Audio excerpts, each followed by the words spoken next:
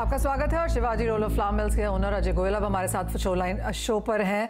अजय नमस्कार। अगर सरकार कुछ कर नहीं रही होती तो कह काफ़ी कुछ रही होती है, और जिस तरह की स्टेटमेंट्स हमने कल बाजार से आते हुए देखी हैं, जहां पे कहा गया है कि सेंटर अब यहां पर काफ़ी सारे स्टेप्स ले सकता है, जैसे कि डिस्क्लोजर जो आपका वीट स्टॉक्स है उसके ऊपर स्टॉक लिमिट्स यहाँ पर लगाई जा सकती हैं। इवन एज सरकार ने कहा है कि 24 मिलियन टन का उनके पास गोडाउन्स में स्टेट ओन्ड FCI में माल पड़ा है, उसके बावजूद भी स्पेक्युलेटिव ट्रेडिंग की बात की जा रही है। और जिस तरह से भाव पिछले कुछ महीनों में बढ़े हैं, उस वजह से सरकार शायद ये स्टेप्स यहां पर ले सकती है।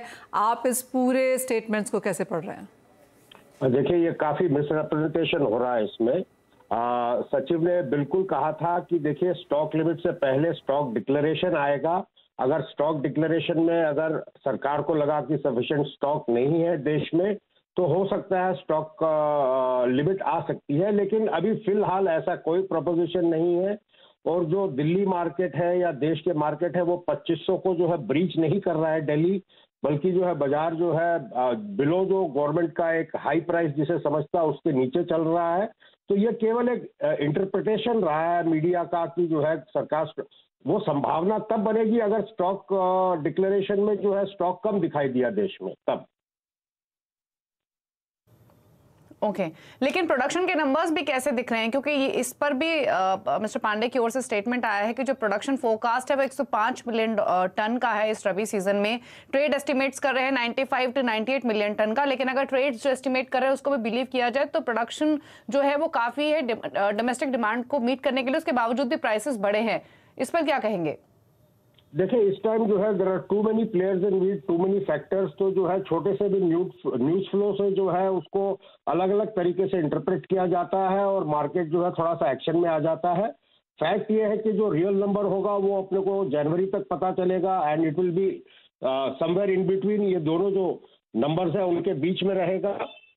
जो क्या नाम है, सरकारी आंकड़ा है और जो असलियत है वो कहीं जो है 105 और 95 के आसपास इन दोनों नंबर्स के बीच में रहेगी। और ये सब फोरकास्टिंग है, लेकिन आज की तारीख में ऐसे लग रहा है कि ऐसे कोई कमी होने वाली नहीं है, अगले 4 महीने निकल जाएंगे। ओके, कैसे देखते हैं आप अजय प्राइसेस को देन? क्योंकि चाहे हम होलसेल देखें या रिटेल देखें, जैसे आपने कहा 2500 के आसपास के प्राइसेस हैं, लेकिन जो सचिव ने कल कहा कि भाव बढ़े हैं, यहाँ पर स्पेक्युलेटिव ट्रेडिंग का भी उन्होंने यहाँ पर एक जिक्र किया था। कैसे देखते हैं आप प्राइस मूवमेंट? नहीं, उन्होंने स्पेकुलेटिव ट्रेडिंग जो है वो वीट एक्सपोर्ट के और वीट प्रोडक्ट एक्सपोर्ट के बारे में जब जिक्र किया था, उन्होंने कहा कि उसमें जो है उसकी वजह से काफी स्पेकुलेशन हो गया मार्केट में। उन्होंने ये नहीं कहा कि स्पेकुलेटिव ट्रेडिंग अभी चल रही है, लेकिन फैक्ट ये है कि हर एक का नजरिया अलग अलग है।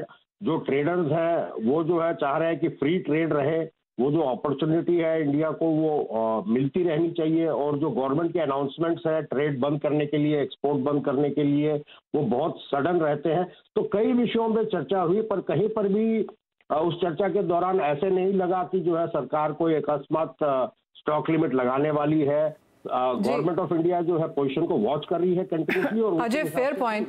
अजय, जो आप कह रहे हैं वो सही है, लेकिन ये तरह की स्टेटमेंट्स आने के लिए भी आपको लगता है कि ऑन ग्राउंड इनफ प्रूफ है कि इस तरह की स्टेटमेंट्स भी की जाएं? क्या कोई चिंताजनक यहाँ पर सिचुएशन है जो आपको लगता है कंसर्निंग हो?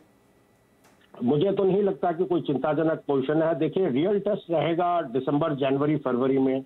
उस समय जो है रियल पिक्चर पता चलेगी। अभी जो है कई लोगों के पास अभी भी ह्यूज स्टॉक्स है। कांडला जैसी जगह में भी अभी 4-5 लाख टन स्टॉक जो है हिल नहीं रहा है। तो अभी धीरे धीरे जो है स्टॉक निकल रहा है, और जैसे ही 1-1.5 महीने में अलग फसलें आने लगेंगी, तब जो है और जो है मार्केट में उसका डिस्पोजल होगा वीट का, अगर लोग कहीं रख रखे हैं तो ऐसे इमीडिएटली 3-4 महीने कुछ लग नहीं रहा है।